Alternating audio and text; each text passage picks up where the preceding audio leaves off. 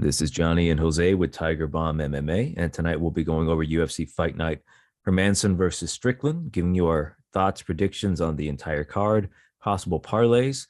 But let's get started.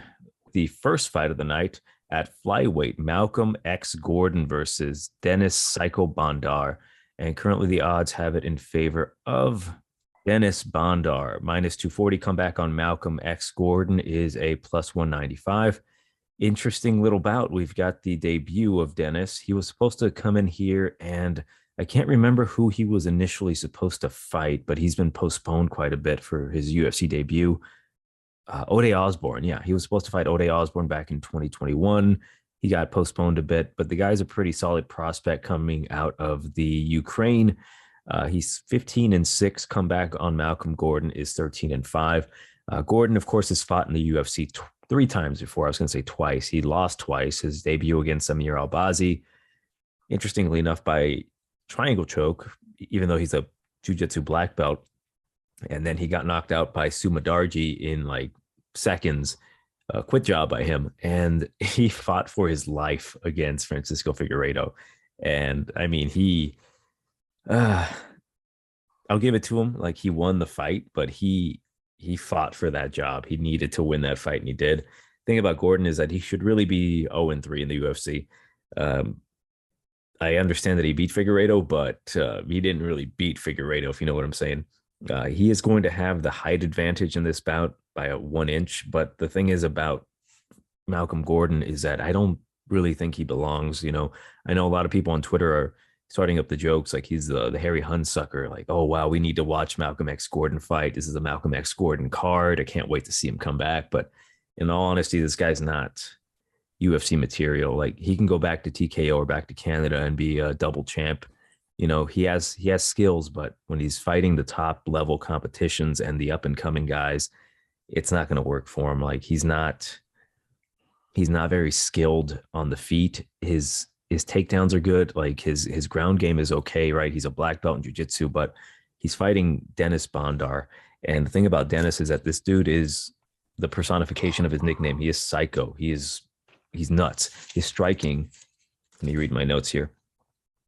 The striking's not the greatest, but he's very competent and capable on the feet, meaning he can catch Malcolm Gordon on the feet. But his bread and butter is the wrestling and the jiu-jitsu. Excellent ground and pound. Dude is very, very aggressive. I've seen this guy get hurt on the feet by a taller, longer dude, Brazilian no less, and then come back and submit him with an arm triangle. I think, honestly, this is a good debut for Bondar, kind of like a layup. But I will say that Dennis Bondar, he's kind of a can crusher, but that's not really his fault. Like, he's been fighting a lot of dudes out of Ukraine, so he's obviously getting what you would consider a step up in the UFC against Malcolm Gordon. But I don't see a way Malcolm Gordon wins this fight. He's more of a lay and pray type of guy. He tries to take it to the ground. His striking's not up to snuff. And even if, say, his striking has significantly improved, I think Bondar will be able to get it to the ground and beat up Malcolm Gordon. If Amir Albazi can take Gordon down, Dennis Bondar is going to slam him on his head. So I got Bondar to win this one by logically, I would want to say TKO, but I think he's going to catch him in a submission, more than likely an arm triangle. I would say round number 2. Yeah, this is not a good spot for Malcolm Gordon. Dennis, I think, is gonna just smother him. I'd say even in the first round, man, he's gonna. I don't think it's gonna start off slow. I think he's just gonna go straight away for the takedown, and then Malcolm, he's just gonna, you know, he's gonna have. I was gonna make a Malcolm X joke, but you know what? Never mind. Um, yeah, I think this is gonna be pretty quick. I think he's just gonna mount him, ride him like a pony, and then get him in not a guillotine, in a rear naked choke. Like maybe a minute into the fight. I think it's gonna end pretty quick. Uh, Dennis isn't one to play with his food, so to speak. Uh, this is yeah. I think let me put it this way. Gordon having a Figueiredo on his resume isn't really that impressive. Francisco isn't exactly Um, his brother, I guess. But as far as this fight, I think it's going to be pretty. Uh, there isn't going to be much of a challenge for Dennis. He's going to end it pretty quick. So I have him by first round submission, rear naked choke. Next bout at welterweight, we've got the Vanilla Gorilla Jason Witt versus the Fresh Prince Philip Rowe. And currently, odds have it in favor of Phil Rowe minus 155. Come back on Witt is plus 135. This one's interesting because we've got a tall, lanky striker grappler versus a wrestler grappler with a pretty shitty chin. I think Jason Witt, he's going to do what he always does. He tries to take it to the ground and try to dominate. And he's good there. He's a good wrestler. He's a strong guy. And he's coming out of, training with Glory MMA and Fitness with James Krause. But Phil Rowe, the dude has a 10-inch reach advantage, 10.5-inch reach advantage on Jason Witt.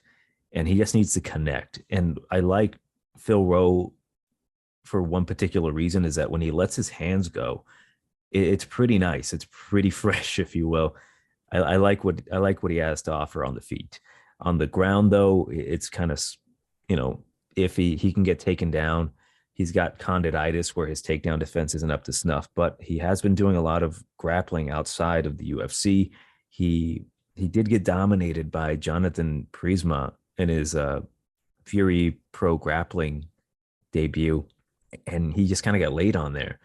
I don't think that's going to be the case here. I think he is leveling up with his grappling and his jiu-jitsu. He's been grappling Gordon Ryan. His jiu-jitsu is solid. It's just more so his ground game, his bottom game is where it concerns me a bit, where I think Jason Witt's going to have success in the first and second round, meaning like first round, he's going to completely win. He's not really going to mount much significant offense because Phil Rowe's too long and lanky. And then second round, maybe gets a takedown, gets a bit of control. After that, Phil Rowe's going to get back up on his feet and then start letting the hands go because his coaches are going to be telling him, let the fucking hands go, which he will, and he will eventually knock out Jason Witt. I'd prefer it if it was in the first round, but I think it's going to be late second round where Phil Rowe, after kind of getting his ass beat a bit, is going to just start mounting a ton of offense and eventually getting Jason Witt out of there. Yeah, so I got Phil Rowe second round knockout. Looking at Jason Witt's record, he's due for a loss, especially by knockout. So Phil Rowe second round TKO. Yeah, it's funny. There's a couple ways I'm looking at this. One of those is as you described, which is Jason Witt just dry humping Phil Rowe for 2 or 3 rounds, at least 2 rounds. I'd say if he dry humps him for the first 2 rounds, he's going to tire him out and just dry hump him for the third, for that third round as well. Or he dry humps him for the first round, tires himself out, and then gets his ass beat in the second round. I think both scenarios are fairly likely. It just really, I think the difference between the scenarios is Jason Witt's cardio. So if he has the cardio to go 15 minutes, if he has the cardio for 15 minutes of dry humping, yeah, I'm also looking at his fights, and he's due for a loss. So I'll jump on that train, and I'll say, Phil Rowe by, front kick to the chin knockout in round number 2. Next bout at light heavyweight, Danilo Marques versus Halton Almeida. And I took a peek at the odds for a debutant from the Contender Series making his debut in the UFC against Danilo Marques. Almeida minus 425. Come back on Danilo Marques is a plus 320. I think Almeida's going to win this fight, but at those odds, I don't trust him. We've had a lot of Contender Series debutantes lose their bouts, whether it be because of the jitters or whatever possible reason, just that they weren't really ready to handle being in the big stage. I don't think that's going to happen with Almeida, but at those odds, it's like he's not really worth betting on right now. I think he's absolutely going to win this bout. I think he is a better version of Danilo Marques. Danilo's game is really the jiu-jitsu control, taking your back. he's a big dude. He's 6'6", and he's got a 77.5-inch reach. But Almeida, I think this guy's pretty special, man. Watching him fight in the Contender Series, he's a self-described Khabib style. And I think I like what I've seen from this guy. His jiu-jitsu is really solid. He's consistently in tournaments. He's got a very long, like a teep kick that he likes to utilize, which I think is going to really serve him well against Marques, whose striking really isn't up to par. Almeida is not like the greatest striker, but you can tell that he's going to be the more comfortable guy. I think he's the more athletic guy. The dude, although he looks 45, he's only 30 years old. And I just like what I've seen from this guy. I think he could be something special. Just give him a little bit more time to develop. But I think he's going to take it to the ground willingly. I think he's going to have the better overall game plan, because I think Danilo's going to try to maybe put him up against the fence. I don't think it's going to work well for him, being that Almeida is also a very solid and strong grappler. I think he's going to be the stronger guy. As long as Marques doesn't implement his will, which is how he's been getting a lot of his UFC wins, is just using his size and breaking dudes down. I don't see a way Almeida is going to lose this one. I think it's going to go to the ground. He's going to have some heavy top control, lace the legs, and start pounding out Danilo Marques. So I got him to win. Almeida, that is, second round TKO. I think Marques, he's really big, but he gasses himself out. If there's going to be a lot of grappling exchanges, I think Almeida, although I don't trust his gas tank quite yet, this being his debut and at those odds, I think he's just got the more willpower. I think he's more dedicated. Just look at the goddamn guy; he's shredded, and I got him to win by having a better physique. So TKO second round, Almeida. I agree. I don't have much more to add. I think Marquez's best chance is maybe in the first round. If he pushes Almeida up against the fence, uses some sort of trip, or takes him down somehow, either takes his back, side control, something, and gets some sort of a submission. I think that's probably going to be his best chance. I think he has maybe a round and a half worth of gas, and yeah, I think that's probably his best chance, because decision, if it comes down to who's going to get the decision, I think Almeida will probably get the decision, as well as if you ask who has the better chance of getting a KO or even a TKO, I would go with Almeida as well. It's a weird thing. It's like both of these guys are tall as hell, and yeah, at 6'6", it's like you're going into almost Stefan Struve territory. But I think being at 6'3", he's going to be the slightly stockier guy, so I think he's going to have more power. And I think that's probably going to give him that advantage. And yeah, I think the second round is probably, I think the first round is going to be like, they're both going to feel each other out. But I think the second round, I think once Almeida realizes that he's got the power advantage, maybe even the speed advantage as well, he's going to come out and probably just knock him out on his feet, unless Marques has, been training with, the Gypsy King, and using that head movement, shoulder rolls and whatnot. But I doubt that's been the case. So I doubt I'll it go too. with I'll say Almeida has probably going to have the power and speed advantage. I think Almeida will have the better footwork, for sure. He'll have the speed and the power advantage. So I think this is his fight to lose for sure. So I'll go with Almeida, second round TKO. Next bout at bantamweight, Alexis Davis versus Julija Stolairenko. The odds currently have it in favor of Alexis Davis. Minus 220 comeback on Julija is plus 180. This one is interesting because we've got the aging veteran and Alexis Davis, who's 38 years old, and Stolairenko, who's 28 years old, but hasn't really mounted much of success in the UFC other than, getting to the UFC. She lost to Yana Kunitskaya. She lost to Julia Avila in a bout that I think, using her grappling skills, would have been a fight for her to actually progress her overall career, but it just didn't work out for her. It looks like she was a step behind against Avila. I kind of feel for the girl because she this is going to sound harsh, but I think she is fighting to beat fighters in the UFC that are no longer on top, meaning that she dedicated her style to a foregone era, the era of like the Alexis Davises, oddly enough, where you can beat these girls by just having good grappling. But I don't think she ever really progressed her skills to the point where she needed to evolve to be in the UFC. I unfortunately don't think she's UFC caliber. And, I am concerned about the weight miss because we saw she had issues with the scale at one point. So I am concerned about that. If she makes weight, we'll see. Like she's good, right? She's not terrible. Like she can beat girls if she has the grappling advantage. But if these girls start learning takedown defense, like surprisingly enough, Julia Avila did, she's not going to have the best time. Alexis Davis, on the other hand, despite her being, older and near the end of her career, I think she has done the significant. She has improved significantly overall. Her striking is good. She's adapted a pretty good point style. I call her the female Bisbing because she knows how to win on the feet. She kicks you on the leg. That's her primary weapon, honestly, in my opinion, on the feet. She's not going to knock you out, but she's really good at that point style. She'll jab you up a bit. Her defense has gotten better, and then she'll throw an outside or an inside leg kick, which that's points. That's money in the bank.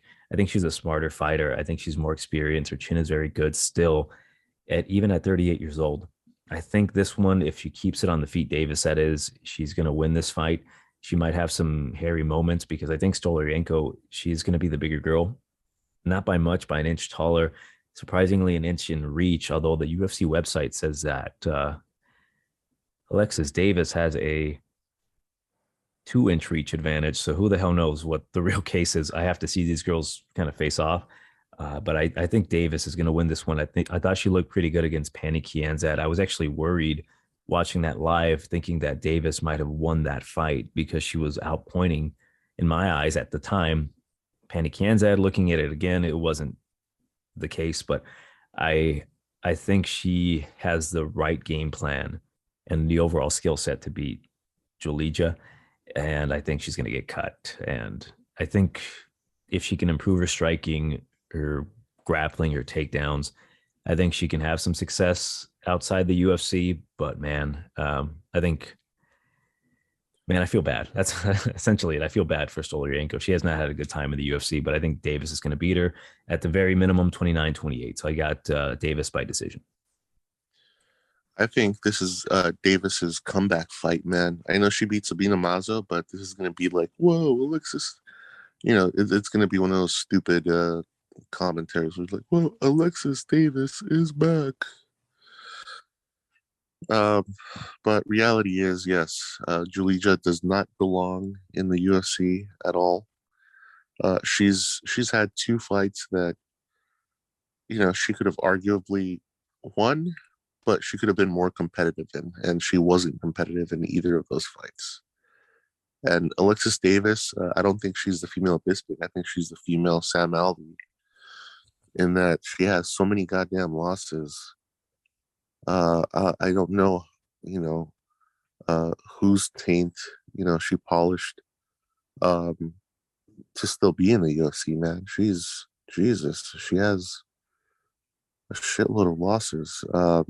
She has more losses than wins for sure, but You know what thing you're forgetting? This is women's MMA. yeah, even so, man, it's Dude, she gets this win, once. she gets a title shot, you know? Holy shit, you're right. Um, yeah, but yeah, dude, Alexis Davis, she's got the experience. She's got the she's gonna big sister Julija here. Julija's gonna go back to wherever let's see, where did she come from? She came from the uh Invicta. Okay. She maybe will go to Invicta, or she'll go to King of Kings or Cock World Series. Who knows? She'll be, you know, she'll go to Bushido. So she's got some options outside the UFC.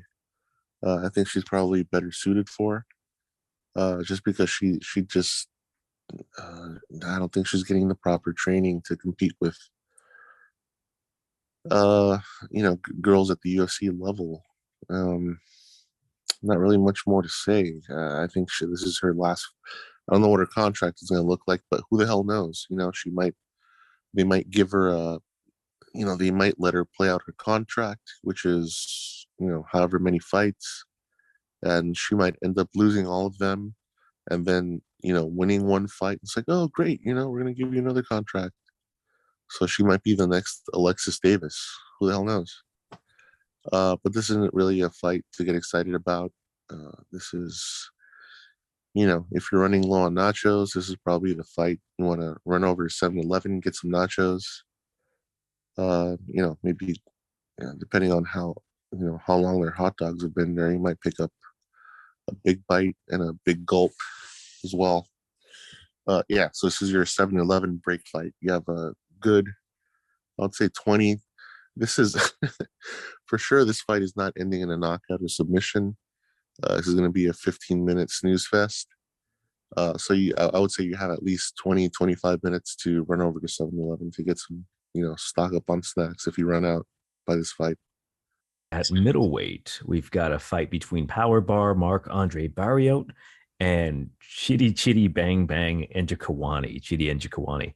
And currently the odds are dead even, -110, -110 for both competitors.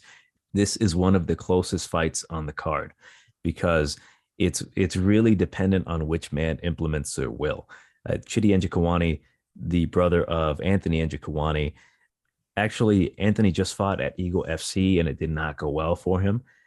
So hopefully Chitty can regain the once prestige of the Njokuani name by beating Marc-Andre Barriault. And I think he can do it.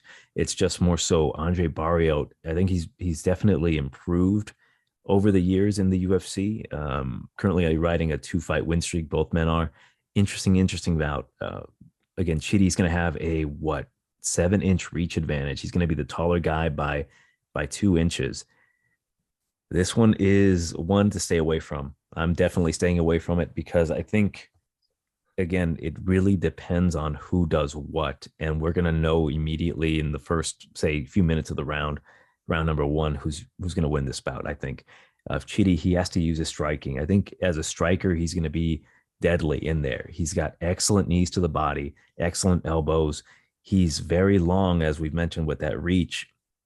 He has learned his lessons, I'll say. He fought in Bellator and he got his ass beat by John Salter, by Rafael Carvalho, and I forget his name, the former champion, Andrei Korshkov. So he's learned his lesson from those ass whoopings. He came back and won against Christian Torres in the LFA, knees to the body, and he made his Contender Series debut against Mario Souza. First round was a bit competitive between the two. Round number 2 and round number 3 completely dominated by Chitty, eventually getting the knockout TKO on the ground using his devastating elbows. I like Chitty. I want him to win, but there's certain things about the guy that I'm not too fond of. Like, he's a little too patient on the feet. Like, he waits a little too much. And I can see moments where Andre Barriault can exploit that by moving forward and using his point style. I don't think Andre Barriault has a whole ton of power, but he's more of a clubber. Like, it's going to sound good, but I don't think it's like enough to knock a dude out. I like to call him the Canadian Bisping because he's got the cardio, he's got the pace and the point style to win this one. But I do think that Chitty, I think he is the better fighter, but he's not necessarily the better fighter when it comes to fight IQ. I think Andre Barriault knows how to win decisions while Chitty is trying to win the fight, which can lead to him losing the fight, unfortunately. I think his overall game for Chitty is solid. He's a black belt in jiu-jitsu, which I laughed at immediately. I'm like, get the fuck out of here. Is he like a black belt in jiu-jitsu just like John Howard is a black belt in jiu-jitsu? But I do say that Chitty's game on top, when he's got you on top, he knows his positions very well and his ground and pound is solid. So at the very least, he's a black belt on top. On his back, I'm not too sure. Andre Barriault, as we mentioned, he's a point style type of fighter, endless cardio. He's very basic, but he's very effective. He moves forward. He's got a lot of pressure. He's got a good chin. He likes to clinch you against the cage, just put you up against the cage in general to essentially win the fight just based off of looks. This could go again one of two ways. Andre Barriault does what he does, wins a 29-28 decision by just moving forward, keeping Chitty in the back, going for takedowns, maybe not even getting the takedowns, just holding him up against the cage. Or, as I would hope, Chitty's going to use his length, his precise striking, his movement, and just pick Marc-Andre Barriault apart on the feet and just attacking the body, draining the power bar. That's logically how this fight should go.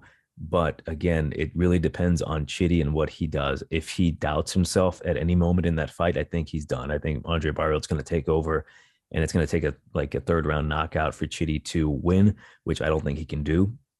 This one is really a coin toss, in my opinion, because this is one of these fights where, again, either guy could win. Picking either guy isn't necessarily the wrong choice. It's just each fighter has to perform. Chitty has to perform to win, and I think he has to show more to win this fight.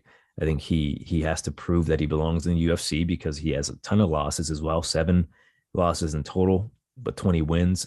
You know, it's a tough one for me.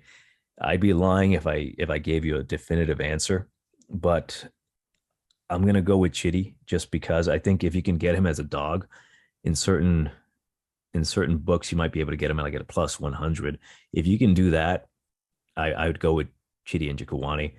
Essentially a dog or pass for me. So bearing that Chitty is the dog, I'll go with Chitty and Njokuani to win this one by a decision. Just again using his length, his precision striking, his overall game. Like I think he's good. It's just he cannot wait. If he waits too long, he's going to lose by a decision.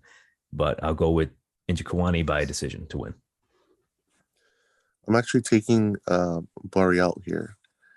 And as you mentioned, he is the French Canadian Bisping.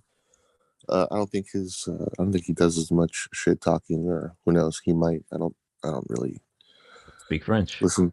Yeah, speak French or listen in on his interviews. I don't know if he's had any. But I'll say this: the quality. I'm actually going with the quality of opponents. I think, yeah, he hasn't had the greatest success. I mean, his first 3 fights in the UFC were all losses, but he didn't bounce back with a no contest. That was pretty sweet. And then 2 wins. He beat Abu and he beat Dalcha. I think his loss, the guys he's lost to, and as well as the guys he's beaten, are superior to the guy that Chitty has fought. Even in Bellator and whatnot. Sure, he beat Melvin Guillard, but yeah. So what? He's a lightweight. Well, he did fight a former. He fought 3 former, at least, or 2 former champions in Bellator and 1 title contender, 1 title challenger. So he's lost to all 3 of those for Chitty. And it's funny that you said he bounced back with a no contest because he popped from steroids. Yeah, I was like, yeah, he bounced back all right. Yeah. I was like, I wonder if anybody's gonna catch that. Yeah, he bounced back with a no contest. Oh man, I didn't want to have to fucking like, he was joking, right? In the comments, like he popped for steroids. I'm like, yeah. Yeah, but hopefully he's not rated out for this contest. But I think he's just going to outpoint. I'm not going to even pronounce his last name. I don't want to fall over, trying to pronounce his last name.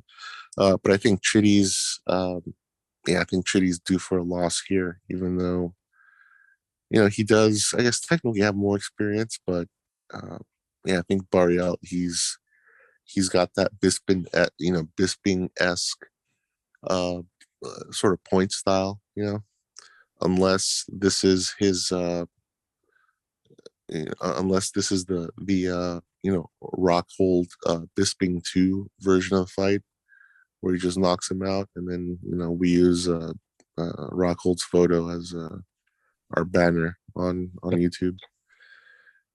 But I'm going with Barriault here. I'm gonna take him by points. So I think he's gonna get the decision. I think he's gonna get either the first or second.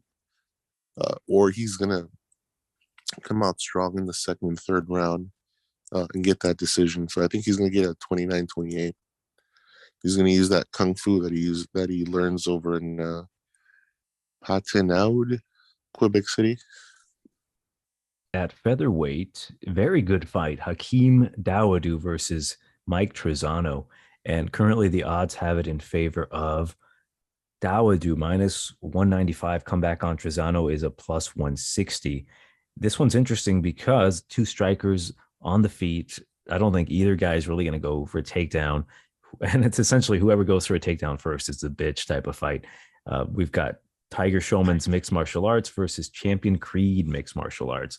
I like Dawodu. I think he's the rightful favorite. Almost at a 2-1. I'm not sure. I think Trizano, he's a sneaky guy. He can probably edge out a decision. But I will say his last fight against Ludwig Klein, that was some bullshit, man. I went back and rewatched it, and I could not remember what the scorecards were, and I wanted to wait until the fight was over to look at them.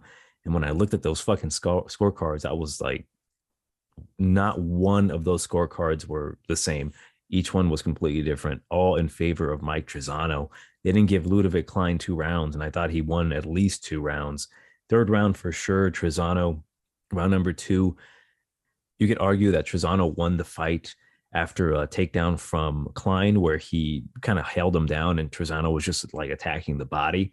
But I thought Klein did enough before that takedown to solidify that he won the round.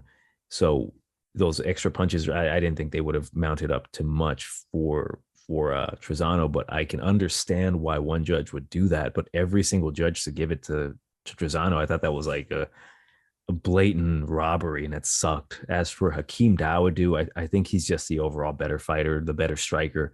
He is very mean on the feet, although with a height advantage that Trizano's going to have, that might pose some slight issues in the first round for Hakeem Dawodu. But I think later in the stretch, I think he's going to be the better fighter. He's going to find his shots. It's going to go to a decision, and I'm going to go with Dawodu to win this one, primarily by being just the more effective striker. I think both of these guys are pretty solid on the feet. I think Dawodu is a bit more. I don't want to say technical. They're both very technical, but I think Mike Trizano, he doesn't do much on the feet to kind of win that decision. I think Dawodu's got a better point fighting style, and he's going to be able to land the harder punches, just kind of bypassing the jab of Trizano and hitting him with an overhand, and then just winning the rounds like that, just having the more impactful strikes because he's the more compact fighter, the stronger fighter.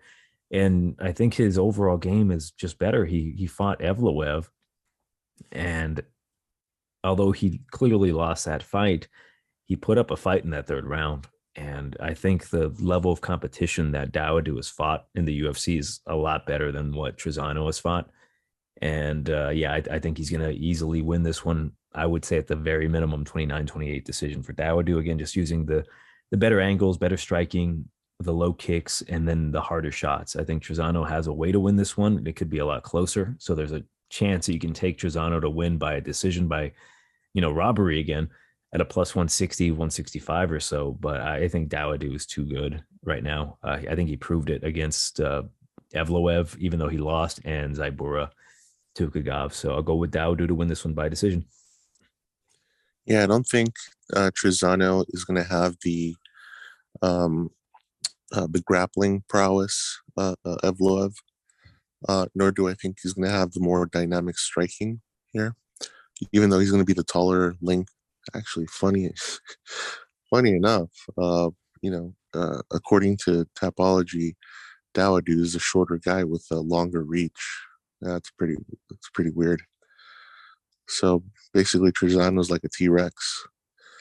Um, yeah, it's going to be a funny fight. Trying to scratch his eyes out with little T-Rex arms.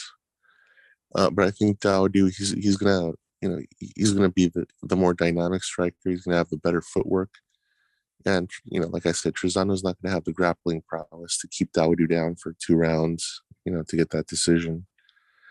So yeah, I'll go with Dawodu as well by points.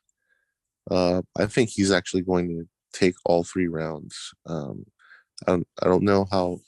I think he's gonna take 2 rounds for sure, and then he's gonna like get the, you know, like what do you call it? Kind of edge out, that third round. Because I think Trizano's probably going to have some success, maybe on counters or something. But I think Dawodu's, well, one other thing to note that I did notice is that Trizano fights once a year. So this is like his yearly fight. Last few years, he's only fought like since 2018, since he fought, the GOAT, Luis Pena. He's only fought once a year. So in 2019, his single fight in 2019 was against Grant Dawson, which he lost. And then last year he fought Ludovic Klein, and then this year he's on track for his yearly fight. So yeah, Trizano, I don't know, man. He had some success on the Ultimate Fighter, but yeah, in the end, I don't think he's gonna have long-term success in the UFC. He might win another fight at some point, but this is not going to be it. So I'm taking Dawodu by decision. I don't think he'll be able to knock him out, but who knows? I probably just jinxed it. But I'm taking Dawodu as well. I think this is probably maybe a good parlay piece. Yeah. I would say so. Question mark. I would say if you're gonna go big with your parlay, that would be, I don't want to say safe, because man, Trizano, I'm just really worried that the judges are gonna like get hypnotized by that mullet, and then they're just gonna give him every fucking round. I don't know how the fuck he won the first round on 2 of the judges' scorecards. I'm still pissed off about that. Next bout at bantamweight, Miles Chapo Johns versus John Sexy Mexi Castaneda. And currently the odds have it in favor of Johns minus 250. Comeback on Castaneda is plus 200. I'm just going to say it outright. I think John Castaneda might be a live underdog, especially by knockout. Will he do that? We'll see. But yeah, this is an interesting little bout between two guys at 135. John Castaneda came in on short notice and fought Nathaniel Wood. Didn't go well for him. He put up a decent fight.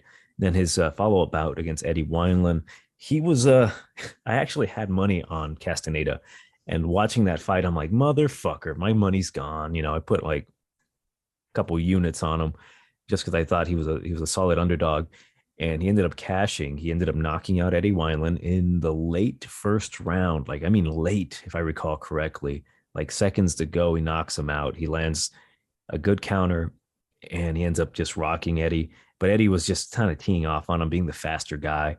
And that's the thing about John. He's got really good hands. I like what I see from John Castaneda.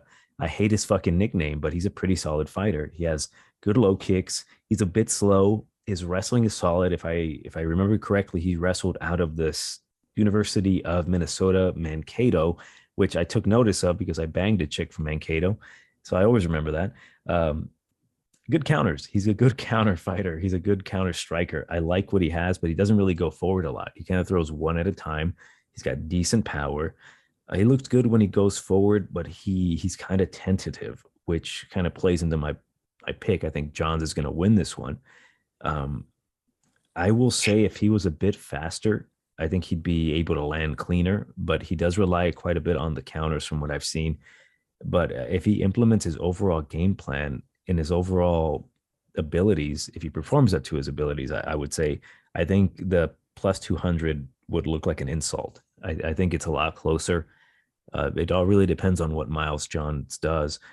But yeah, I see him having some success against Johns, but I think Johns, honestly, I don't want to say he's the better fighter, but there's certain qualities about Johns that I really liked. And the primary thing is that he listens very well to Saif Sayud. Watching his fight against Anderson Dos Santos, he did everything that Saif said. And I really like that. Like seeing a fighter that listens to their coach, like, hey, he's like, get away from the cage. He takes 2 steps away from the cage, and now he's back in forward moving direction. I like Johns. but he has some qualities that I'm not too sure about. Like I think he can be a bit chinny. He did get knocked out by Mario Bautista, and I think if he makes one mistake against John Castaneda, he can get caught, dropped, and finished. Because when John lets his hands go, he's pretty damn accurate. But again, John's, I think he's the superior prototype fighter. He has a really, really good low calf kick. He throws him with a shit ton of power. He's going to have the speed advantage in this fight. His questionable cardio, I wrote that down on my notes. Like maybe, like I'm not too certain. Like I think if you put a pace on him, he might be able to gas. I can't confirm that yet. This might be the fight where we might see some, gas tank issues, because in the third round against Dos Santos, he kind of huffing and puffing a little bit. He ended up getting the knockout in the third round, but I was like, I didn't really like that look. His defense is decent. He keeps his hands up, but I think he does leave himself open to counters, which is like maybe there's a chance that John could knock him out. He does kind of look like Ricochet, the wrestler. When he has a bald head, he does kind of look like Ricochet. I wrote that down. Interesting because they're both wrestlers. John's, I think, is the faster, more talented guy, but John, did I say John? I think John's is the more dynamic, faster, and talented guy. It's just so that if he's feeling himself a bit too much, he might go for a straight right, leave himself open for a counter. I think I think the odds should be a little closer. I don't want to say it's a dog or pass for me because I think again, John, he's a solid fighter. John Castaneda, that is. It's just that he can be a step behind, and if he's consistently a step behind, and if Miles listens to Safe Sayud and does exactly what he says, I think he's in for a decision win. Would not be a bad idea to put some money on Castaneda as a dog by finish, though. So keep that in mind. But I'll go with John's by decision. But Castaneda, though, again, possibly live for a counter, maybe a counter left hook that knocks John's out. So I would not put him in any parlays, but I think Johns wins this one. Yeah, it's funny. I was gonna mention. I was also gonna mention he looks like shit. His name just escaped me. The wrestler Ricochet or some other guy? Yeah, Ricochet. I was gonna say. Yeah, I was like, man, who's that? Who's that high flying guy? But then I was like, I don't want to sound like the racist this week. Like they all look the same. But he does. Yeah, no, he does resemble Ricochet. I guess maybe if they gave style points, he'd probably jump off. Do a spinning, flip off the cage or something. But I bring that up because Aurora Rumble's tonight. Wait, it's tonight? I thought it was next week. No, it's tonight. Wait, I thought it was on Sunday. Tomorrow. No, it's on Saturday. Really? Yeah, it's tonight. That's weird. Bellator and Royal Rumble. What a great night for us. Wow. Guess I better stock up on some popcorn and nachos for tonight. Yeah, I think, I don't have much more to add. Yeah, Sexy Mexi, I think I don't know what his contract looks like, but yeah, I think his last win, sure, he beat Eddie Wineland, but that's really nothing to write home about. He did lose to Nathaniel Wood. That doesn't really look all that great, and I think he's going to lose here. I always go with the safe route and go by decision, but I'll actually take Johns to, I don't know, maybe submit him in the third round by armbar. I think Johns is going to win regardless, but you know what? No, I changed my mind. I'm going to take Johns by third round TKO. I think he's probably going to TKO him, and I think Sexy Mexi is going to either end up in Bellator or what's that? Or Eagle FC. Eagle FC pretty soon. Did you watch Eagle, by the way? I saw the highlights. I forgot about it. I was I was at work when the event started, and then I think when I was driving home, it probably continued or something. But I was like, yeah, whatever. It wasn't until I got home, and then I texted you about the timing of the recording. Oh yeah. And I was like, oh, let me take a look, and I was like, oh wow, Rashad Evans beats a nobody by reversing his his taint lock. and then he gets a decision, and then he feels proud of himself. He pats himself on the back. He's like, "I'm back." I was like, "You gotta be fucking kidding me!" And That then, that was an interesting bout. I'm gonna just fucking say it. The what Checo uh, fought like a fucking idiot. He fought yeah, like a goddamn bumbling retard because like not that I had money on it, but it's like what the fuck is he doing? Like, yeah, go Rashad, right? But what the fuck is this idiot doing? Like, he's going for leg lock. Well, he's going for leg locks. You didn't watch it, but my internet went down, so I was trying to watch it on my phone. And this yeah, fucking no, dude, that's why I said, he tried to get him by taint lock. That was a it joke. was like, what the fuck? He had every opportunity to get on top. It's more of like an insult to me as like a guy who watches fights. I'm like, oh, he's gonna get on top now because that's the logical choice. Oh no, he's going for a fucking heel hook that's nowhere near being possibly completed. I'm like, what a fucking idiot! But god damn. Yeah, yeah. All he had to do was just kind of half turn, and then he was on top of him, and he got him in a crucifix. I was like, it's pretty fucking weak. Yeah, And I didn't even watch the fight. I just saw whatever was on Instagram, and I was like, oh, that was kind of lame. yeah. They gave they gave Rashad a bro to fight. He wasn't even. It doesn't even look like he trains MMA. It looks like he's just off the street. He has the Chuck Liddell. What is that kind of faux hawk?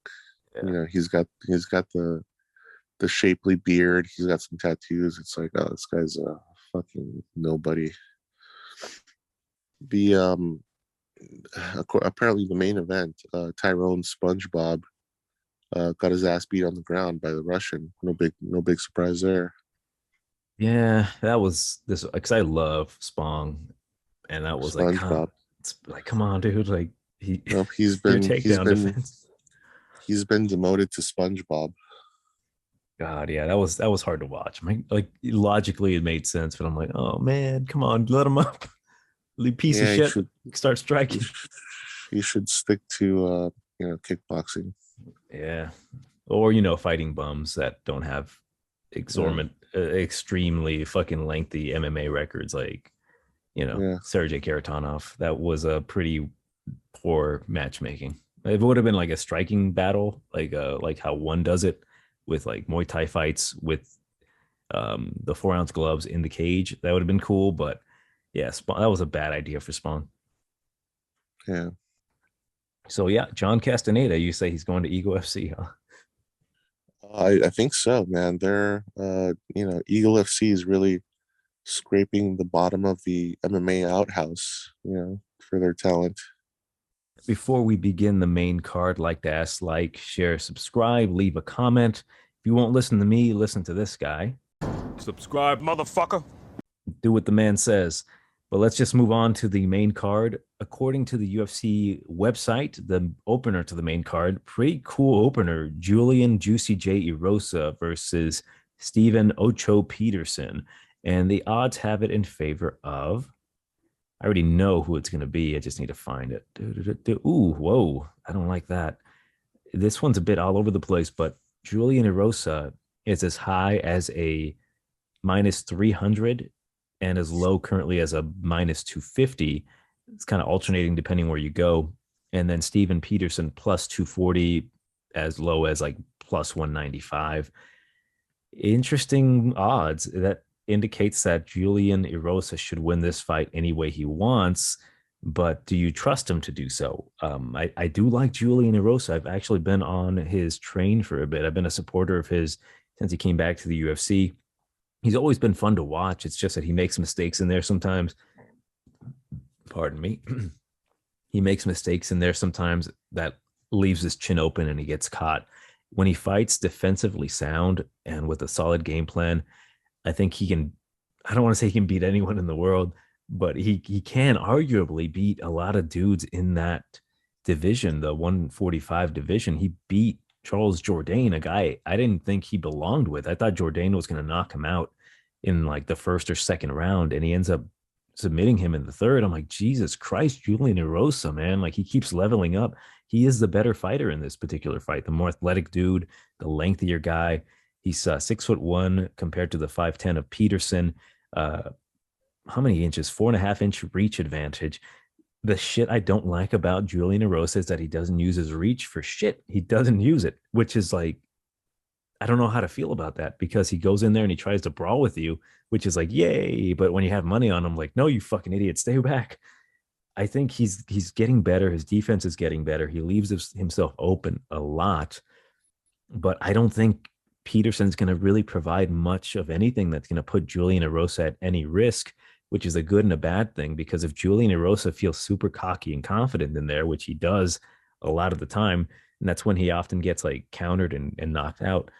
It could be one of two things: either Erosa is going to just style on Peterson and ends up winning the fight by decision, because I don't think he'll finish Peterson. Peterson's a tough guy, or he's going to, get a little too cocky, and then Peterson's going to do something stupid like a random dumbass head kick, unathletic head kick, and then knock out Julian Erosa, which is like, ah, shit. I do notice that when Erosa is at a speed disadvantage, he ends up getting knocked out. He's not going to be at a speed disadvantage here. He's going to be the stronger, the faster. I think just the better fighter. He's a solid fighter everywhere, man. I like Julian Erosa, but let's talk about Steven Peterson though. What does he offer? He's a brown belt in jiu-jitsu. His last fight, he missed weight, and that was a fight where he kind of bullied Chase Hooper. I think I had Chase Hooper to win that fight because I thought maybe he'll do something right. He'll get his back and then control Steven Peterson. But Peterson essentially just bullied Chase Hooper around the entire fight. Like he couldn't do anything. Hooper, that is, like, it was a bad bet on my part. But yeah, Peterson, he's a tough dude. I've actually seen him fight years ago, and I've not really liked the guy. Like that chest tattoo bothers me for whatever reason. Like back then, like he's always kind of like a cocky dude. I like to call him a tough type of fighter. He's just tough and he can win fights. It's just that he's not very skilled anywhere. Although, being a brown belt in jiu-jitsu, he's a solid guy, he's a solid fighter, but he's essentially a Diet Diaz. You know what I mean? Like he gets his ass beat. He's susceptible to low kicks. He's not very athletic. He's just really tough, and he can win fights. That's essentially it. He's got the Diaz takedown defense as well.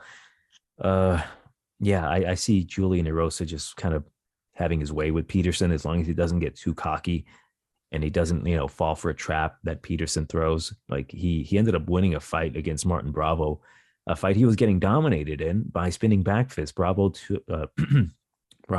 went for the spinning back fist, and coincidentally, Peterson went for a spinning back fist at the same time, maybe a second later, and it ended up landing and knocking him out, which is awesome. It was a cool fucking spot to see, but he was getting his ass beat the whole fight, and I think Julian Erosa is gonna do the same without the spinning back fist landing on his chin. So I got Erosa to win by a decision. Again, Peterson's tough. I don't see Erosa really catching him in anything. As long as Erosa fights smart, he's going to win this one really easily by a 30-27. So Erosa by decision. Yeah, I don't have much more to add, except that when I first saw the matchup before looking at Julian's name, I thought, oh, Mickey Gall's fighting the tattoo guy. At least, well, because I was looking at it on my phone. I was like squinting a little bit. I was like, oh, I didn't know Mickey Gall's fighting again. But yeah, Julian, Juicy J. He's got, I think, the advantage everywhere. Height, reach, as well as in the fight. Yeah, Peterson, as you mentioned, he's that. If you guys have seen these sort of memes online where two guys face off, one guy's kind of like, facing off, he's respectful. And then you have the other guy who's got, the faux hawk. He's all tatted up, and then, he goes and either does some sort of douchey face off where, he puts like, he tries, he jams his fist into the face of his opponent, or he does something along those lines, and then he gets his ass beat in the fight, pretty embarrassingly. That's kind of sort of along the lines of what I picture Peterson as.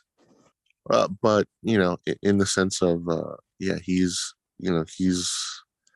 looking the part of the quote unquote tough MMA fighter, but realistically, it's Julian's going to mop the floor with him.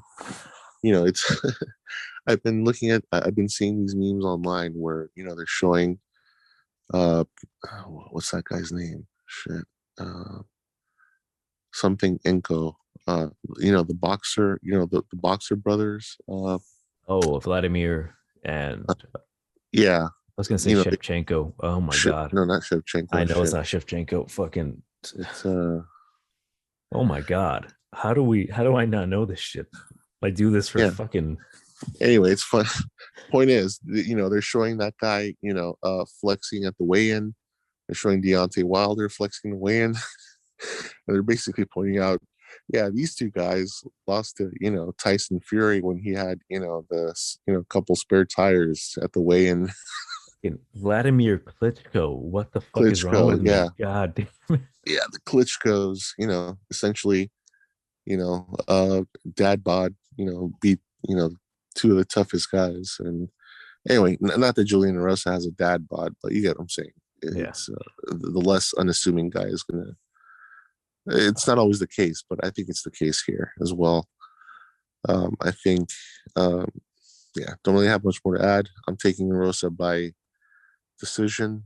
Um, but I just think that's a funny meme. I keep seeing pop up, and I'm a big fan of Tyson Fury now. It's just a lot. The more I see of the guy, the more interviews and sound bites and everything, and he's just a hilarious guy. He doesn't take himself seriously, but he takes his training seriously. So I don't want to say what kind of training he does to strengthen that jaw, but I think we all know.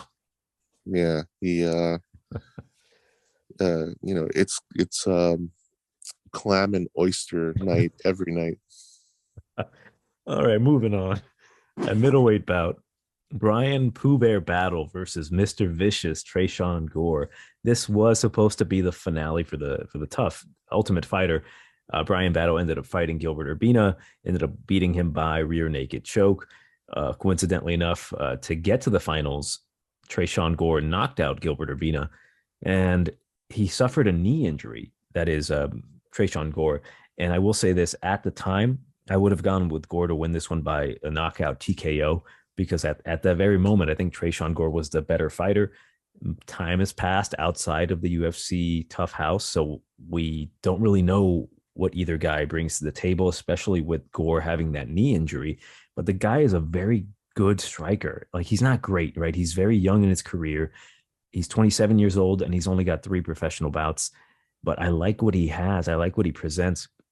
He's very comfortable. He's very powerful. His striking is just, I don't know how to say it, but he's just got the better striking between the two. Good kicks to the body, good kicks to the leg, good punches, a lot of power. But again, that's all we really know about him. And then we don't know too much about him after the knee injury. I tried to do more research on him, try to go to his Instagram, really couldn't find much. So it's essentially he's in a show me spot. I think he has the ability to win, but honestly, Brian Battle, I cannot count this guy out. He was counted out in the tough house and he ended up making it to the finale. And what I liked about Battle, and I had some notes here, is that he puts on a really good pace on dudes and he's got excellent cardio. Uh, the thing about him though, he does get touched up a bit. I know Urbino was kind of lighting him up on the feet a bit. He was tagging him up, but that second round came out and then Brian just kind of put the pace on him, tired out Urbina. He uses his length very well. He uses his kicks pretty effectively, like long teep kicks. He's a tough guy. He taps you enough. He like taps you until you break down, and that's how he kind of wins his fights. He eventually, tires you out with that pace. He reminds me of the mulatto Bisbing. He has got that to the T. Like he breaks you down with cardio, and he eventually styles on you and finishes you. This one's a tough one because if Trizano Gore can connect, I think he can knock out Brian Battle. It's just more so they're in a spot where each guy has to provide a new level of the game. We have to see Trizano Gore and how he's doing with after the knee injury and how good his takedown defense is and how solid his cardio is when someone's putting a pace on him. And Brian Battle has to show how solid his chin is and his recovery is because if Gore touches him, it could be lights out for Brian Battle. In this particular situation, logically, though, taking my emotions out, because I like Trizano Gore. I actually like both of these guys, and I hope they do well in the future. I have to say this. This might be a bit absurd, but I can see Brian Battle doing very, very well in the UFC if he continues to progress, if he continues to improve himself, really have a better striking game and weaponize that pace even better. I think he can make it to like maybe the top 20, top 15 in a couple years. I think he's got something about him that I kind of like. And not to say that that's the reason why I'm going to go with him. I'm more so picking Brian Battle to win this one by a decision, primarily because of the knee injury from Trizano Gore. I know he's very competent and capable of knocking out Brian Battle, but if Battle having, functioning knees without surgery, being able to train more and game plan for Gore, I think he's going to be able to come up with a decent enough game plan of staying on the outside. I don't have the reach on Trizano Gore, but I see that Battle's got a 77-inch reach. And if he uses that reach well, I think he's going to have, I don't want to say an easy time with Gore, but a comfortable time winning this bout by a decision. So I have to go with the dog on this one, Brian Battle by a decision. I'm not touching it though. I'm staying away from it completely because again, both of these guys have to show me because we don't know. They're making their official UFC debut outside of the tough finale and whatnot. So we'll see going forward, but I'll go with Brian Battle to win this one by a decision just because main factor, the knee injury from Trizano Gore, but who the hell knows? Yeah, this is an interesting fight, and I think it's a very. I think they did a good job booking this fight because both of these guys are pretty green. Even though I guess you could say Brian Battle has twice the experience of Gore, but both of these guys are fairly green, and this is going to be sort of their coming out party. Hopefully, it's not a boring fight and they both bring it. Because I don't want it to be the case where they're both trying not to lose, for 3 rounds versus actually going out and trying to win. And so, yeah, it's going to be very interesting. As you mentioned, it's very difficult. I don't know. I think the way that I see it, I think Battle's going to have more of, he might have a little bit more patience. I see Gore coming out and, being more aggressive. Meanwhile, Battle, I see this, funny enough, and, you guys can say this is racist or not, I don't really care. But I see this as the next generation, early on Battle of the next generation of, Cyril Gain versus Francis Ngannou to a certain extent. So you're telling me Gore is going to wrestle fuck Brian Battle? No, this is the next generation of that. I think Gore's going to, do his windmill punches, and Brian Battle's gonna, do the sort of karate stance thing. And anyway, I guess I should have thought that through a little bit more. But anyway, I think to a certain extent it is a match, at least how I pictured that boring ass title fight going, which is Battle being a little bit more calculated versus Gore, going out and trying to knock his head off. Tough one to call, but I will also go with Battle. It's weird how that he's the underdog. I don't get that, but I think he's probably going to get the decision. He's most likely going to get 2 rounds to 1. I think he's going to get maybe the first 2 rounds, and then Gore is just going to let it go in the third, and maybe get maybe even catch him a little bit. Who knows? But I think Battle's going to be a little bit more calculated in this fight, so I'll take him by decision. At middleweight, Sam Alvey versus Phil Hawes.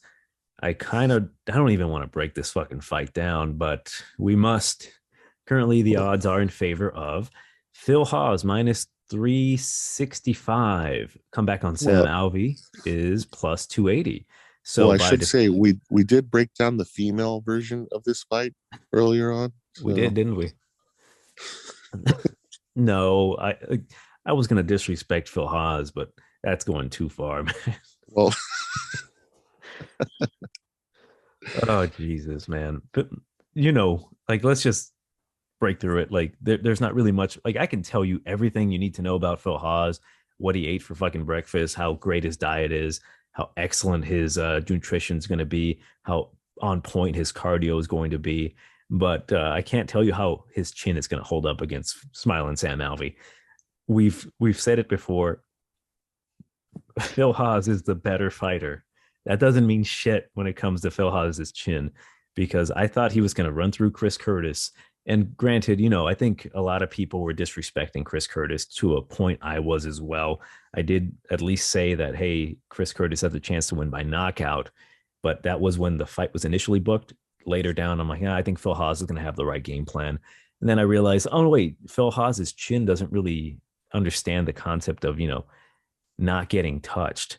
So Chris Curtis knocks him out. So after that, Chris Curtis is now becoming one of like the underdog fighters. Fuck it, he's gonna accidentally knock all these top contenders out into the title shot. So imagine that, man. He gets a title shot after being an underdog for the entirety of his career and then fighting Adesanya, knocking him out. That'd be awesome. But that would be hilarious. that'd Yeah. be fucking funny, man. Because I'm going to talk more about Chris Curtis right now instead of Phil Haas. He is just leveling up. Moving up to middleweight has been like a night and day difference. I would assume he would kill himself to make welterweight. And looking at pictures of him at welterweight is like he looks lean as shit, but it's like he doesn't have the same energy or pop in his punches. Middleweight Chris Curtis is like, holy shit, this guy's on a different level, and he's training with Sean Strickland now. It's just super beneficial. So shitting on Chris Curtis or picking against him is not going to be in my future, at least for a while. But for Phil Haas, oh God, like he's the better fighter. He should easily beat Sam Alvey. We all know how you beat Sam Alvey. Move him backwards. Don't get touched by the left hand. Just don't get touched by him. Take him down, beat him up against the cage, be faster than him, be better than him. Phil Haas is all of those things. It doesn't fucking matter though. Sam Alvey just has to land the one shot on Phil Haas, and that's essentially it. This one is like, I'm not making that mistake again by picking Phil Haas and putting money on him. I think I'm never putting money on Phil Haas ever again or putting him on any parlay. He could be fighting Valentina Shevchenko, and I would still not put money on Phil Haas because I'd be afraid that Valentina just throws a wild kick on the feet and knocks out Phil Haas. So I'm going to go with Hawes to win this one by a decision, but I will be putting money on Sam Alvey by knockout. I know that's probably me throwing money away, but if he happens to connect, that's I'm going to look like a fucking genius. Plus, Sam Alvey's been training with Sean Strickland as well. This could be another one of these bouts where like the team Couture, Extreme Couture has like 2 wins over a specific guy by knockout. Chris Curtis and Sean Strickland both have a knockout win over Brendan Allen. Maybe Chris Curtis and Sam Alvey could have a knockout win over Phil Haas. So there's a chance for that. Seeing some footage of Alvey and Strickland training, I mean, I saw some pretty positive things from Alvey. If he moves forward, there's a chance. But man, Phil Haas, as much as I'm shitting on him, he looked pretty damn good in the first few minutes against Chris Curtis. Looked fast, fluid. The chin's a problem. Haas by decision, but I'm going with Alvey where my money is. So I'll go Alvey by knockout, but I'm picking logically Haas by decision. Yeah, this is Hawes, man. I thought he was on a fast track, to the title until Chris Curtis, and I guess he showed he doesn't have much grappling either against Petrosky in that Fury event. But I thought, oh shit, when I at least I was looking past Chris Curtis, and I guess Oz was as well. And how that turned out for him, that fucking sucked. And then that demystified Megatron. He's been demoted to Starscream. He's okay. I guess maybe I should have thought of a lower level Decepticon. Maybe Soundwave. No, he's pretty cool. Anyway, um, yeah, Sam Alvey, man, he's with what I saw from Juliana Pena, yeah, man, anything is possible now. It's like apparently the way to beat these high level fighters is with shit technique and just the refusal to give up. You know, uh, and that's what Sam Alvey has, and I think that's what's. And you know what? You are correct. That's what's going to propel him, to a title shot against Adesanya, and he's just gonna beat the shit out of him for 3 rounds and then take his back and rear naked choke his ass. Get the Sam title. Alvey or Chris Curtis? No, Sam Alvey. Oh no, he ain't touching no title. I'm talking about Chris Curtis accidentally knocking everyone out and making it to the title. No, I'm saying Sam Alvey. After seeing Juliana Pena do it, Oh, he's gonna do it now. I'm saying he's the male Juliana Pena. Oh man. He's going to, just take it to Adesanya, and Adesanya, he's used to fighting, technical guys, and he's gonna see Sam Alvey come in here. He's not gonna know what to do. It's like, what the fuck do I do? And yeah, man, he's gonna be, the first guy from Wisconsin to get that middleweight title. It's gonna be funny, but I think here Megatron's gonna, he's no wait, I demoted him to Starscream. So I think he's going to come in here. He's going to show Sam Alvey what's what. I think he's probably going to get the knockout in probably the second round. I feel bad for Sam Alvey, but it is what it is. So I'm taking Phil Hawes by second round KO. At welterweight, really good fucking fight. We got Shavkat Rakhmonov, the Nomad, versus Carlston Harris. And the odds are currently in favor of Shavkat. Minus 225. Comeback on Harris is a plus 185. Interestingly enough, Harris has been an underdog in every single one of his UFC fights, at least to my knowledge, if I remember correctly. And he has outperformed each and every time. He chokes out Christian Aguilera in the first round, knocks out Impa Kasanganay, where I know for a fact he was an underdog in that fight, and I picked him to win, and he knocks him out in the first round. This dude he's solid, man. I like Carlston Harris a lot. I think he's a very solid fighter. He's very tall, very long reach, very good on the ground. And when he lets his hands go, man, he has some power to those punches. Shavkat Rakhmonov, on the other hand, he's a very similar guy. He's good everywhere. Combat sambo. He's very patient. He's very reliable. Very good jab. He spins. I love the spinning techniques from this guy. His ground and pound is like pretty damn savage. I wouldn't say it's like Hermanson level. It's not like I'm gonna fucking knock your head off type of power, but it's still significant. Like I'm gonna knock you out and your head's gonna bounce off the canvas type of power. He's got 100% finishing rate. I like Shavkat a lot, and I think he's gonna win this one. I don't know how though, because when I think he's gonna knock someone out, like knocking out Michel Prazeres, you're like, yeah, clearly he's going to head kick him and knock him out. No, he takes him down and chokes out the Brazilian Jiu-Jitsu black belt. And that was impressive as hell. Carlston Harris, he's also a black belt in Jiu-Jitsu. I mean, he's very sneaky with his chokes, with that anaconda / Darce choke. It's a tough fight for Shavkat. I think this is one of the toughest fights Shavkat will have in the UFC, at least for now, because again, I think Carlston is a solid fighter, and he just has to be very careful not to get touched up with like a counter right. I mean, if he gets hurt, Shavkat, that is, Carlston will pounce on him. This one's, I think, it's going to be mostly a striking battle on the feet, and whoever dictates the takedowns is going to be the winner. And honestly, it's going to be Shavkat. I think he's going to have the better technique. He's going to have the better control. He'll just be aware of everything that Carlston will try. And as long as he's not too cocky on top, he should win this one. And I will say by a maybe second or third round TKO. I don't think he'll be able to finish Carlston. I think Carlston's too crafty to get submitted at this point. If Shavkat gets another submission, especially over Harris, shit, man, Sky's the limit for this guy. But I'll go with Shavkat to win. I think he's the better fighter slightly. I think, again, I'm pretty high on Harris. He has a chance to win this one, but I think Shavkat overall, he is deadly everywhere, opposed to Harris, being deadly, catching you on the feet or, submitting you. That's two things, but I think Shavkat has the ability to, if need be, grind out a decision win. So I'll go with Shavkat. I'll go second round TKO. I think he's going to ground and pound the shit out of Harris. He'll hurt him on the feet, take him down, and beat the shit out of him on the ground. I agree to a certain extent, but I actually think Shavkat's going to win by third round. Triangle armbar combo.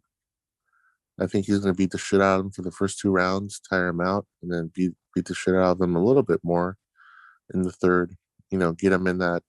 I think he's going to get in full mount and then, set up a triangle while in full mount, and then make him tap out, via the arm bar while he has him in a triangle.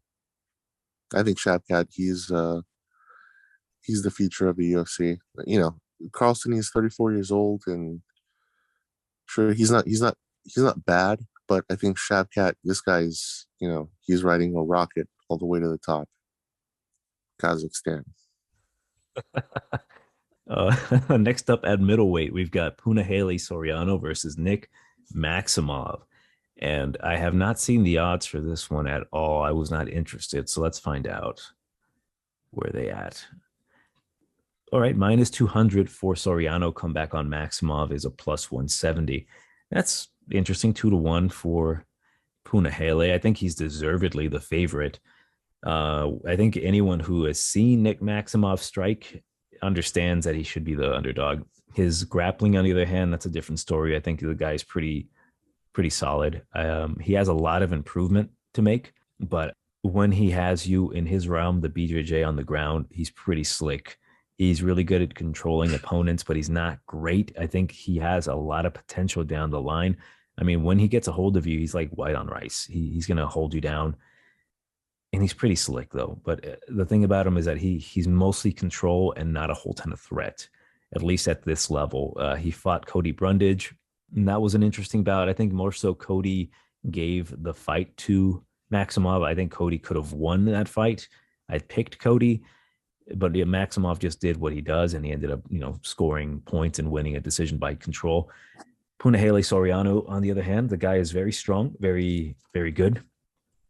Problems with him, though, is that he relies a lot on the power, and he doesn't really string his strikes together. He's more of a one and done, and he can get a little loopy in there, which is concerning. The dude is a powerful wrestler, but again, he does the single shots, and I'm not too keen on that.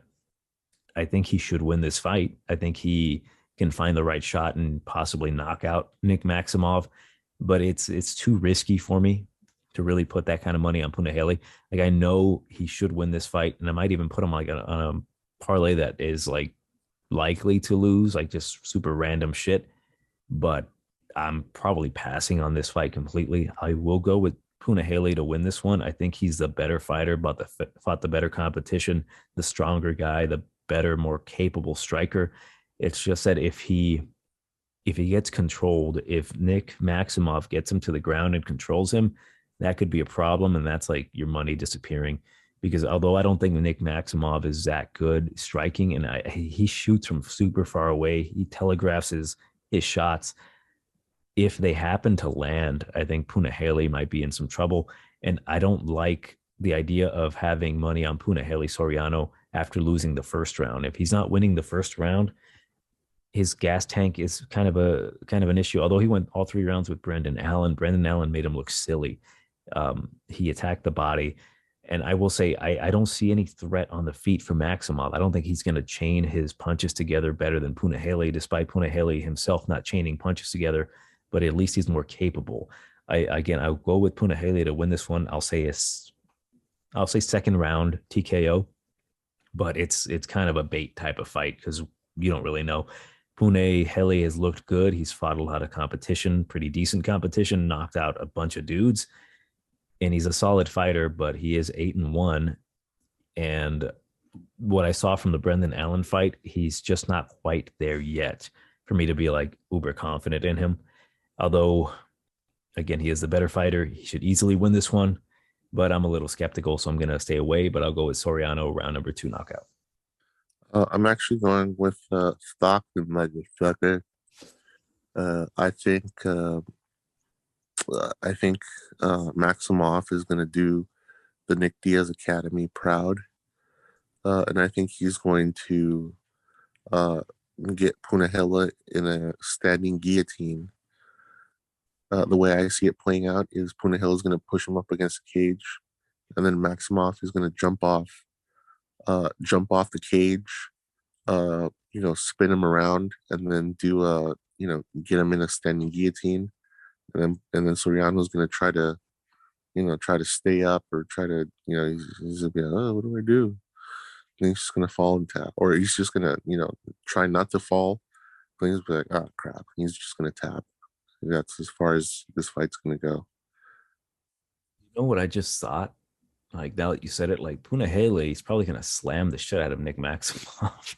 I don't know why I didn't even think of that. Like, I knew that was a possibility, but I'm like, when you said that, I'm visualizing it. And I'm like, he can just slam him on his fucking head. I forgot he could. No, man, that I do worry about that. I do worry that Maximov, like, I didn't even bring it up. I didn't think it needed to be brought up that he trains out of the Diaz Academy, the, what do you call it? Cesar Gracie. This doctor academy. And let's just say he's the bottom of the barrel of the fucking academy, but his wrestling, grappling is all right, just his striking shit. But we'll see. It's an interesting bout, but I'm not confident in it. No. It's weird that this is the co-main, where it's like, what the fuck? I don't know if that's gonna be right. I know the UFC has it. The website is the co-main, but does Nick and Nate Diaz, do they have that much fucking pull to have their boy as the co-main event on a fight night? Probably. I don't know if that's going to be the case, but that's what they have it listed as. So that's interesting. Yeah. Let's move on. Main event, middleweight bout, Jack the Joker Hermanson versus Sean Tarzan Strickland. This one is quite the interesting little bout because we have Sean Strickland trying to take the spot of Jack Hermanson. Number 6 is fighting number 5, and the odds currently have it in favor of Sean Strickland minus 210. Come back on the Joker plus 175. And we kind of know what Sean Strickland's all about. Dude's a fucking wild man in there. His last bout is a win against Uriah Hall, where he just basically he beat the shit out of Uriah Hall with a jab, and that was impressive. For 5 rounds, he beat the crap out of Uriah Hall, primarily using a jab, and that's it. I'm like, wow, that was impressive. I know it wasn't like, wow, he's throwing flying knees and oh my god, he's taking him down and beating him up and getting him like Americanas. He beat a guy up for 5 rounds with a jab. That's some GSP shit right there. I'm not comparing the two, but not even close comparing the two, but still, like, that's impressive for a guy to just beat a dude up primarily using one weapon very effectively. And that is his best weapon, the jab, and his ability to just be fucking insane in there. Like Sean Strickland at middleweight, fighting out of Extreme Couture now, although it says he's fighting at a Team Quest, my research says he's at Extreme Couture, so I'm not sure why our websites here aren't updated yet. But the dude's a brown belt in jiu-jitsu. He's got cardio for days. That jab is impeccable. He's very comfortable getting hit. This dude is calling out fucking Francis Ngannou to spar with him. He loves to spar. I actually follow him on Twitter, and he's probably my favorite personality to follow. My favorite personality to follow on Twitter. The dude's like insane, man. This guy's literally fucking nuts. And the worst thing about that is that I completely understand him. As for Jack Hermanson, we know what he's all about. He is more comfortable on the ground, raining hammers on you. I wrote down a note here saying, Herman Hammer ground and pound God. And I'm like, that's pretty accurate. When he gets you on the ground, he has the ability to generate some vicious, like from different dimension type of power. And that's all his real game is. He's not very comfortable on the feet. He's not very comfortable moving backwards. what's his name? Shabazian was having a lot of success with him on the feet until he got taken down. And it was still kind of close in certain points of the fight. Shabazian even reversed Jack Hermanson. And Jack, he kind of looked a little fatigued at the end of the fight. I will say this, though, Sean Strickland in his last two fights at middleweight, there haven't really been many fighters willing to take him down. Like it's just mostly been a striking battle. So it's interesting to see what happens if, Sean Strickland gets pushed up against the cage, or if Jack Hermanson just, goes full Jack Hermanson and tries to win this fight on the ground, just viciously going after takedowns. I don't see this fight going any other way than Sean Strickland either winning by decision or getting a late round, say round number 4 TKO. I think Sean Strickland right now is the better fighter. I think he's on a better trajectory. I don't think he's going to make it to the title anytime soon. I think he's getting really close and he has to fight some really good fighters. But right now, I think the striking of Sean Strickland, his overall game, his strengths, he's just so solid that Jack Hermanson, unfortunately, is just going to be a step behind. Although he's only 33 years old, it's like it's weird. Like I consider Jack Hermanson to be the older fighter, despite them being 3 years apart. It almost feels as if Jack Hermanson's like 35 and Sean Strickland's like 28. Like there's a much bigger difference in my eyes, despite that not being the case. More so, Jack Hermanson has more miles on him, despite them having similar records. Actually, I think what is that, 7? Yeah, they're only a fight apart in their records.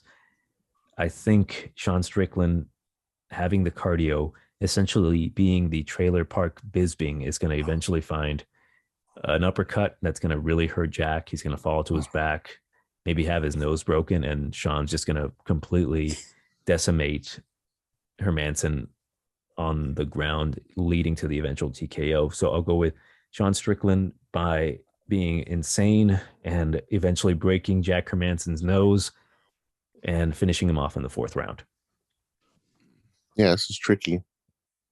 Just because this is, as you mentioned, this is a grappler versus more or less striker. And, this is this is a fight, where the winner is going to be determined by who exerts their will. Yes, I think Sean Strickland has a better chance of winning here, but I'm not completely counting out Hermanson, especially with, the late fight grappling. Once they get a little bit tired, uh, it's very possible that it might be easier for him to take down Strickland maybe after the 3rd round if they make it that far. But if they make it into the 3rd round, I do think Strickland is going to beat the shit out of Hermanson. But like I said, I'm not completely counting out Hermanson, especially because of his grappling. But as is, Sean Strickland is on that same rocket. He's a passenger on Shavkat's rocket to the top at the moment. And I think and I think more than likely, Sean Strickland will be fighting for the title. I don't know, maybe within the next year or so. I think after maybe maybe one more impressive fight, if he gets past, not if he gets past, but if he dominates Hermanson, and if he has one more great fight, I think he should be up for a title shot. Should be very interesting. I think it's going to be a great main event. Sean Strickland, he puts on a show, as does Jack Hermanson. He even in his fight against Shabazian, even in that fight, he put on a pretty exciting fight, a pretty exciting match. And so I think this is going to be no different. I think this is going to be fireworks. But if I have to make a pick, I am going with Strickland, as I mentioned, because he's strapped to that rocket, man, along with Shavkat. So him and Shavkat, they're going straight to the top. I'm taking Strickland by, I'd say 4th round TKO. Like as much as I hate Twitter, following Sean Strickland really puts your life into perspective and really cheers me up. And here's one of the tweets from a day ago. Sean Strickland writes, I'm 16 or 17 in my white trash house. No bedroom or bathroom doors or sheets with this dirty girl. And she looks back at me and says, and I quote, you fuck me so much better than my boyfriend. I didn't even know she had a boyfriend. Not that I cared. It was just awkward. Just happy the guy set the bar so low. And I'm like, words of wisdom from a future title challenger, Sean Strickland. So dude's fucking funny, man. He's always posting like some weird shit, talking about like, oh, I wish I could live in a cabin and every few years I'll release the names of pedophiles and shit. I'm like, what are you talking about? Dude's fucking insane. Like, I actually tweeted back at him. I'm like, oh, at that one, I'm like, oh shit, like Sean Strickland, he had sex, nice. And he's like, usually just with my hand. I'm like, this fucking guy's nuts, man. He's got that X factor that like he's always wanting to spar. He loves to get hit. I wouldn't even say that. I don't even know that that's the truth. He just enjoys being in that dogfight. So I'm looking forward to seeing not only him perform if he wins this fight, which I guess I'm betting that he will, his post-fight interview. So that's going to be very fun. But moving on to possible parlays, I actually have a pretty decent idea of what I'm going to do with this particular card. I will add that I do have one parlay for tonight's Bellator event. I think it's what's his name? The guy who I always fade, Ryan Fader versus Valentin Moldavsky. I have Moldavsky to win that one. I have him along with Islam Mamedov, Nikita Mikhailov, and Dalton Rasta to win. They're all huge fucking favorites, and I know what I'm getting into. I know this is like stupid fucking territory, putting money down on like minus 800s and minus 900s, but it's my goddamn money. I'll do what I want with it. It's I only put like $40 on it to win like 50, but it's like whatever, it's extra money that I might win just on Bellator. But when it comes to this particular fight card, I have a couple parlay contenders here on my sheet. I have I have Shavkat Rakhmonov. I got a minus 265. Dennis Bondar minus 250. Phil Rowe, I'm still thinking about picking him via knockout. Right now, my what do you call it? My sports book doesn't offer that particular prop. So currently money line minus 177. Julian Erosa minus 250, and then Sean Strickland at a minus 230 total. So that would give me a plus 516. If I were to put let's just say $60 on it, I'll win 309. So that's what I'm probably going to play around with. I might add a couple different dudes on there, maybe add some props, probably add Hakeem Dawodu. Let me see what that would do. If I were to add Hakeem Dawodu minus 182, that's a strange number. That gives me plus 855. $60 would get me $512. So I'll play around with that. My initial base would probably be Shavkat. I want to say Bondar. I think he's going to win, but I am skeptical him making his UFC debut. He was injured at one point, hasn't fought in like a year. So I might not put him. Julian Erosa for sure. Let's just go with the dudes I'm like more or less confident in. So let's go Shavkat, Erosa, and Strickland. That gives me a plus 180. So we'll see. But those are what I am considering for parlays. Do you have any possible parlays in your mind, or what you think you might want to go with? Not here. I mean, the only one I'm fairly confident in is Strickland. Actually, yeah, the only parlay realistically that I'd suggest, or I have in my mind, would be Strickland and Shavkat. I don't think those are great odds, but I think if you're looking, I don't want to say a sure thing because nothing's really a sure thing nowadays. But those are really, the only two I'm really confident in. That would give you plus 100 if you go with those two, at least right now. Yeah, I think that would be. Yeah, those are the only two I really see as if I had to go to the window, that's the only parlay I'd put down on this card. I'm hoping I make some money, just enough money like on this particular, not this card, I'm sorry, but the Bellator card. Like if my parlay hits, which I'm like fairly confident in, well, whatever I make off of that, I'm probably going to put on the NFL. I have a couple bets in mind. I ended up winning that prop bet. Like I don't know shit about the NFL. I don't really follow it too well, but I'm like a competitor and I want to make money. And what's his name? Josh Allen covered the over rushing yards. So I was pretty fucking happy with that. Very, very happy. So I'm looking to do something similar this Sunday. Oh, cool. Yeah, dude. Those have been our picks for UFC Fight Night, Hermanson versus Strickland. Once again, please like, share, subscribe, leave a comment. We respond to every single comment, no matter how fucking stupid it is. Also, by the way, if you're gonna come at us right. Don't insult us with your piss poor fucking insults. We want something good. If you're gonna talk shit, do it right. As a comedian, I find that shit offensive when someone's like, "You guys suck." I'm like, "Oh fucking hell, do better than that, man." Follow us on the Discord.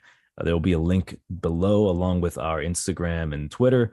Again, Johnny Jose, Tiger Bomb MMA, and we'll catch you next week. Wait, is there a fucking fight next week?